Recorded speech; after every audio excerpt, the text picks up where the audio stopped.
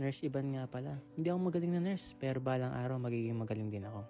Bilang isang masipag na nurse, dapat papasok tayo.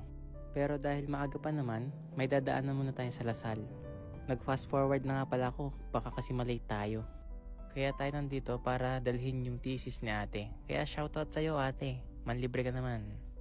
At yun nga nasa hospital na tayo. Shoutout nga pala dun sa kaibigan naming nurse na si Joanne. Malaya ka na. At yun nga natapos na ang duty namin. At dahil Wednesday at hindi ako on call, hayahay ng buhay ko. At binalik ko na nga pala yung stat na kinuha ko para sa video na to. Para kunyari naglilinis. Sakto naman ay nagkita kami na aking kaibigan na si Johnny para kumain sa labas.